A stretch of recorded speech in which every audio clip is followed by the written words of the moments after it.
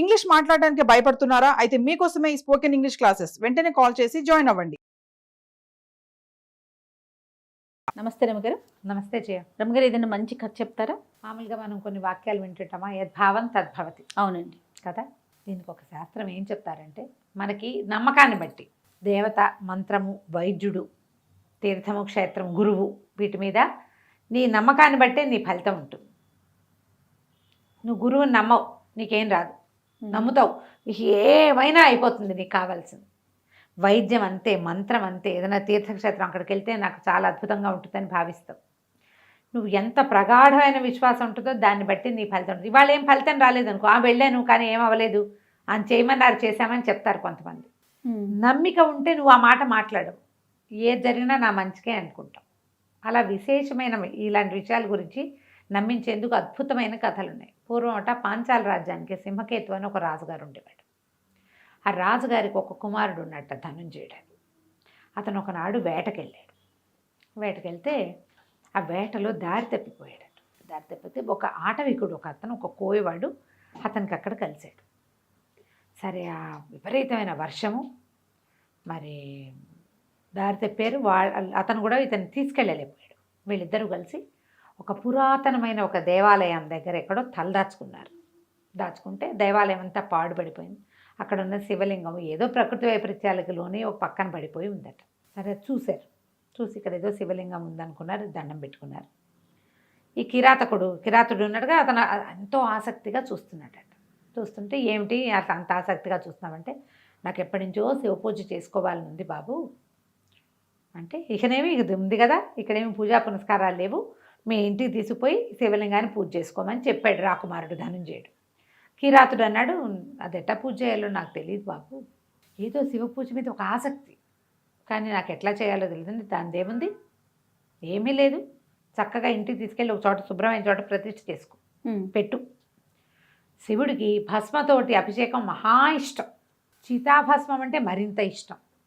ప్రతిరోజు స్నానం చేసి చితాభస్మాన్ని తెచ్చి అభిషేకం చేయి, శివ శివ శివ అని చేసినా చాలు, సరిపోతుంది అని చెప్పాడు. అదే ఆయనకి నువ్వు చేయగలిగే పూజ, నీకు చేతొచ్చిన పూజ అంటే. ఆ ధనంజయుడికి ఎన్నో కృతజ్ఞతలు చెప్పి ఈ కిరాతుడు ఏం చేశాడు, తెల్లవారాక ఆయన్ని గుర్రం ఎక్కించి ఆయన దారిలో ఆయన పంపించి ఆ శివలింగాన్ని ఎత్తుకుని ఇంటికి తెచ్చుకున్నాడు. తెచ్చుకుని ఒక చోట శుభ్రమైన చోట చక్కగా ప్రతిష్ఠ చేసి పెట్టుకున్నాడు. రోజు చితాభస్మం తెచ్చి పూజ చేసేవాడు, అర్చన చేసుకునేవాడు. సీతాభస్మంతో 108 సార్లు నమశివాయ చెప్పుకునేవాడు. అతను నమశివాయ అనుకోమని కూడా చెప్పాడు. ఆ భస్మాన్ని చల్లేవాడు. శివలింగం భలే అందంగా కనపడేది. వీడికి ప్రతిరోజు వేట దొరికేది. వీడికి ఒక చక్కటి భార్య ఉంది. అమ్మాయి చాలా బుద్ధిమంతురాలు, బాగా మాట వింటుంది. సరే, కొంతకాలం అలా గడిచింది. ఆ పూజ చేస్తుంటే వాడికి ఒక సంతోషం. దానివల్ల వచ్చి వాడి కోట్లు పడిపోలా, వాడి రోజువారీ ఆహారం లభించేది, సంతోషంగా ఉండేదన్నమాట. అయితే ఏమైంది, కొంతకాలం గడిచిన తర్వాత ఒకనాడు చితాభస్మం లభించలే అతనికి. భస్మ పూజ చేస్తే కానీ ఆహార స్వీకారం చెయ్యడు వాడు. మధ్యాహ్నం అయిపోతుంది, సాయంకాలం అయిపోయినా తిండు ఏమీ లభించలేదు. వెతికి వెతికి వెతికి వేసారిపోయి ఎక్కడా చితాభస్మాన్ని లభించలేదని ఇంటికి వచ్చి కూర్చున్నాడు దుఃఖిస్తూ. అయ్యో, ఇంతకాలంగా శివసేవ చేసుకుంటున్నానే, పరమేశ్వర సేవ ఇవాళ చేయలేకపోతున్నాను, నాకు చితాభస్మం లభించలేదంటే ఆ భార్య అంటే, ఎందుకంత బాధపడతావు, నేను ఇంట్లో ఉంటాను, ఇల్లు అంటించేసి నేను లోపల కాలిపోతా, ఆ భస్మంతో నీ అభిషేకం చేసుకో అని చెప్తే ఇతను అన్నాడు, అయ్యో అట్లా కాదు, మనం ఈ మధ్య వివాహం అయింది, నీకు ఇంకా సంతానం కూడా కలగలేదు, నేను ఎంతో బాగా చూసుకుంటానని వాళ్ళకి చెప్పాను మీ అమ్మా నాన్నకి, నువ్వు ఇప్పుడు మరణిస్తే నా భస్మ పూజ అవుతుంది, కానీ నేను నీకు చేయవలసిన న్యాయం ఏమవుతుంది, న్యాయం అవ్వదు, అందుకని వద్దు ఇది అన్నట్టు. అంటే ఆ భార్య ఒప్పుకోలేదు. నీకు ఉపయోగపడతాను, నీతో బాగా ఉంటానని మీ అమ్మ నాన్నకి మాటిచ్చా, మన పెళ్ళిళ్ళు అలాగే జరుగుతాయి, నన్ను బాగా చూసుకుంటానని మా నాన్నకి నువ్వు చెప్పావు, ఇతనితో బాగా ఉంటా, ఇతనికి ఏ లోటు రాకుండా చూసుకుంటానని చెప్పాను. నేను చేయవలసింది ఏమిటి, నీ పూజకి ఏర్పాటు చేయాలి, నేను భారీగా నేను చేయాలి, అదే కదా. రోజు ఏం చేస్తాను, నువ్వు చేసిన సీతాభస్మాన్ని చక్కగా జల్లించి పళ్ళెల్లో పోసి పెడుతున్నా, నైవేద్యం పెట్టడానికి ఏదైనా ఒక పదార్థం వండిస్తాను, రోజు చేసే పని, పువ్వులు తెస్తా. ఇప్పుడు నేను నైవేద్యం వండాను, పువ్వులు తెచ్చాను, భస్మం లేదు, లేకపోతే నేనే భస్మం అయిపోతా అని పరి విధాల వాడికి నచ్చజెప్పింది భర్తకి.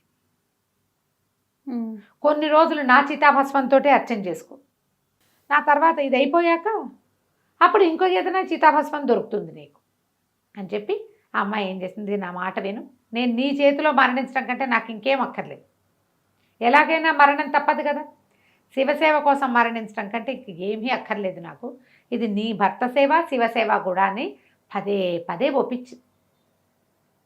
ఒప్పిస్తే సరే ఇతను ఏం చేశాడు, ఇవి 2 వేరు ఇల్లు పాకలన్నమాట. ఆ అమ్మాయి వంట ఇంట్లోకి వెళ్ళింది, అది పెద్ద పాక, యువతల వీళ్ళ నివేశన స్థలం, యువతల ఇంకో పాక, అక్కడ పెట్టుకున్నాడు శివుణ్ణి. సరే ఇతను అమ్మాయి లోపలికి వెళ్ళిపోయాక ఇతను ఏం చేశాడు, ఒక కొరివి అంటించి ఆ ఇల్లు అంటించేశాడు. భార్య ఉన్నది, ఇల్లు తగలబడిపోయింది మొత్తం. తాటాకులు కర్రలతో కట్టింది ఎంతసేపటికి అవుతుంది, ఎంతోసేపు కాలి చివరికి చల్లారిపోయింది. తన లోపలికి వెళ్ళి తన భార్య ఎక్కడైతే పడుకుని ఉంటుందో అక్కడ ఉన్న భస్మాన్ని చితాభస్మంగా గుర్తించి అక్కడి నుంచి భస్మం తెచ్చుకున్నాడు. వేడిగా ఉన్నదాన్ని అప్పుడే కాలింది, తీసుకొచ్చి యువతలు పెట్టుకున్నాడు, పువ్వులు అవి సవరించుకున్నాడు, కూర్చొని నమస్కారం చేసుకుని పరమేశ్వరుడికి అభిముఖంగా కూర్చున్నాడు. అతని వెనకాల కాలిపోయిన వంటగది ఉందన్నమాట.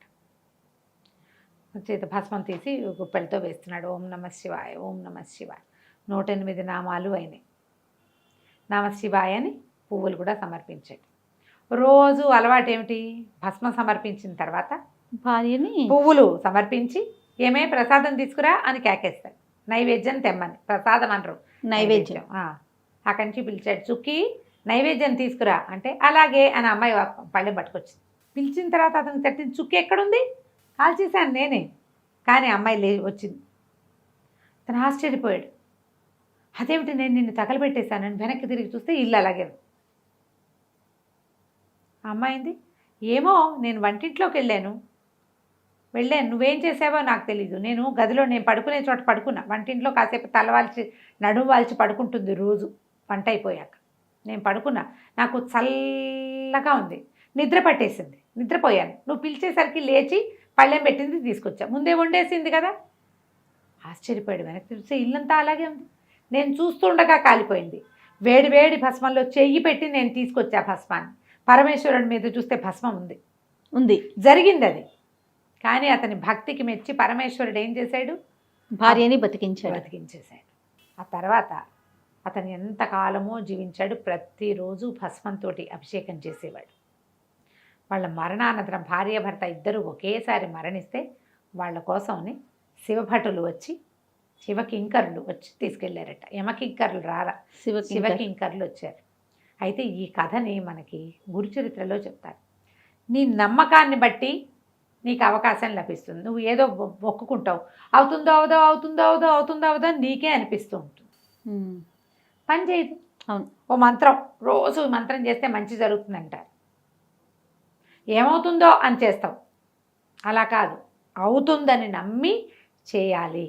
ఇతనే ఉదాహరణ. గురువుని అలాగే నమ్మాలి, త్రికరణ శుద్ధిగా, మంత్రాన్ని అలాగే నమ్మాలి, వైద్యుణ్ణి అలాగే నమ్మాలి. 3 చోట్లకి వెళ్తే 3 వేరు వైద్యాలు అవుతాయి. ఒక వైద్యుడినే నమ్మాలి, అతన్నే నమ్మి తీరాలి నువ్వు, అయితేనే కుదురుతుంది. నమ్మకంతో దైవాన్ని కానీ మన మంత్రాన్ని కానీ దేన్నైనా సాధించుకో. దేనికైనా నమ్మకమే ముఖ్యం అమ్మగారు. అంతే. నమస్తే అండి. నమస్తే.